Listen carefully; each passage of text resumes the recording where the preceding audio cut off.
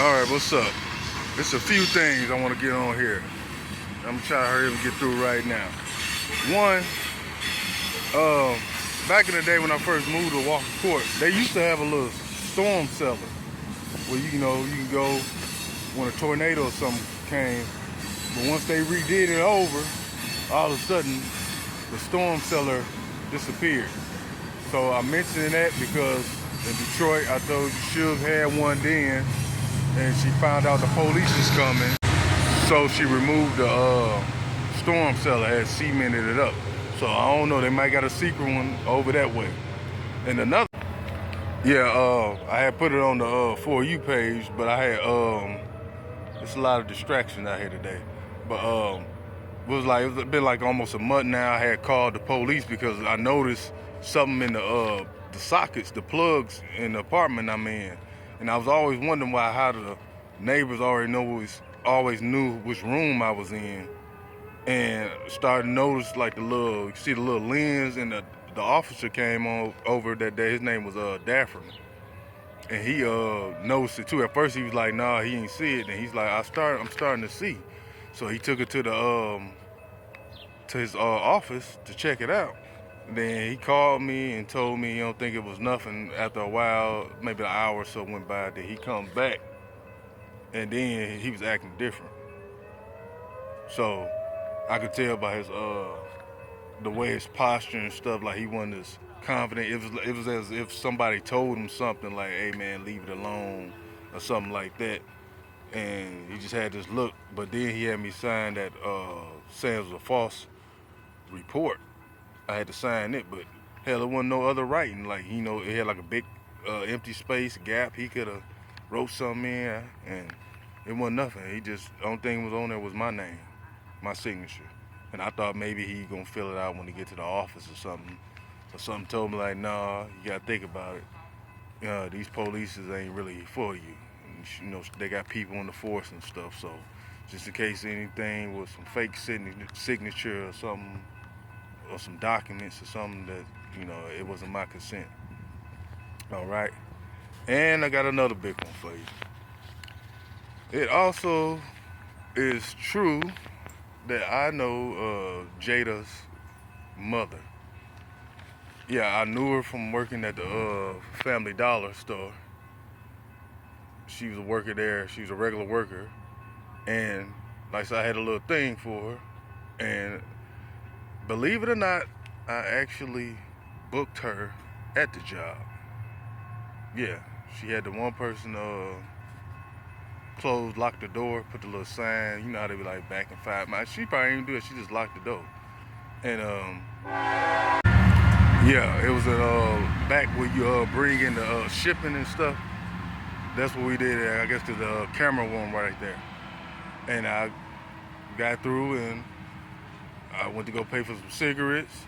She gave him the cigarettes on the house. Said, nah, I got this. And it was like, $5 whatever for some Newports back then. This was happening like I say between 2007 and 8 to 2013 was like the time frame this could have went down. It was the Family Dollar on Johnson. And so I kept coming up there, but she was like, oh, nah, you too young, I ain't messing with you. But we already did what we did. But anyway, down the line, I needed a job. So she gave me a job. Tell me why. I'm thinking I'm just gonna do the job. She was pimping me out. She asked me what type of women I liked and everything. And I told her, I like them like this and that. And she delivered. She, I guess, asked customers when they come through, and people she knew, homegirls, whatever, and they'd come.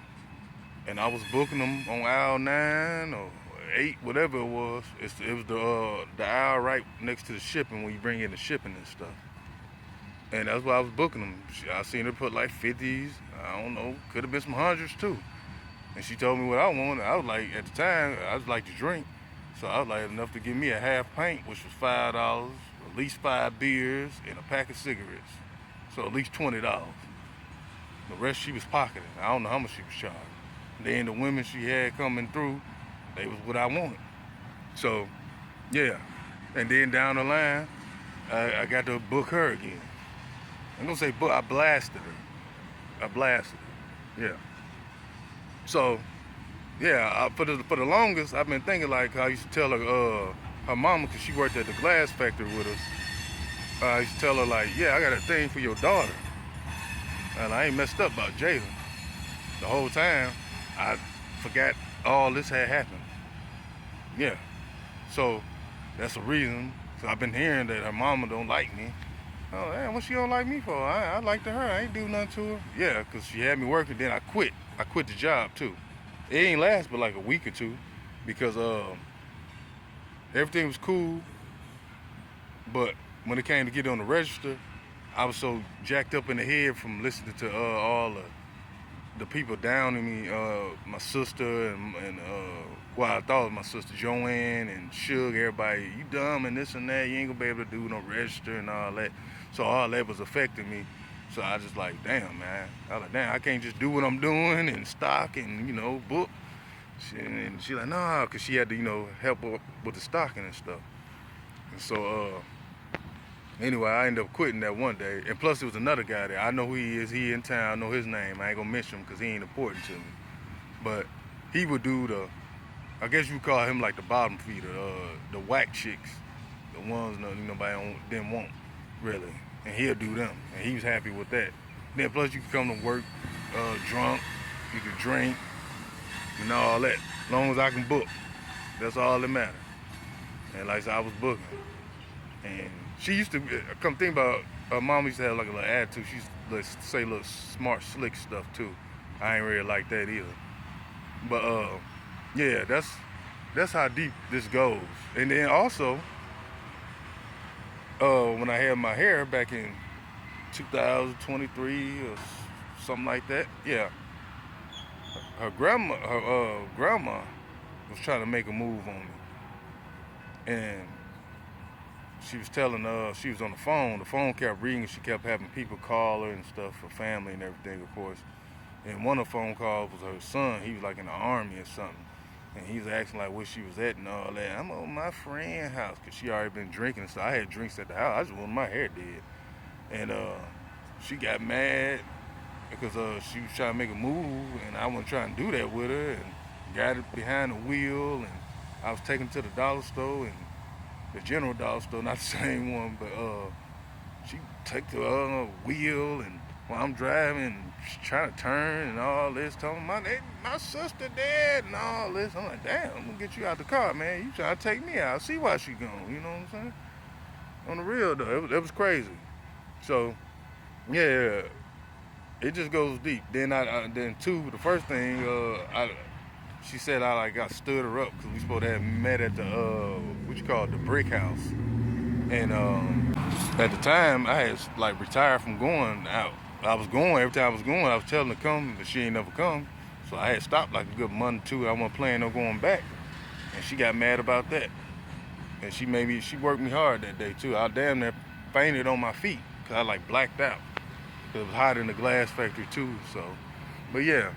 But I'm just mentioning that because like it goes deep. I thought it was just I ain't know a mom like that. I thought I just had like a little crush or something.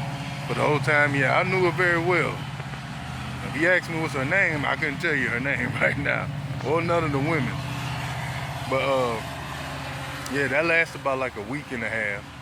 I ain't gonna lie, it lasted about a week and a half, and I quit, and that was it. And now that dollar store is a church or something right now. And they need to sage aisle 9 or 8 or whatever it was. Yeah. But yeah, it's based on and everything I say. You can put me on that polygraph test me or whatever. I mean, I stand on this. So, and then like I said, I did Jada just them little few seconds, and she around here going crazy. Man, I even had the women's, they was paying, but they was tipping me sometimes. Give me an extra $5, $10 and stuff. Here you go. I was cool with it though. But yeah. Just call me the booking master. So I ain't know. But yeah, I did that though. And like I said, that's based on a true story. And I'm out.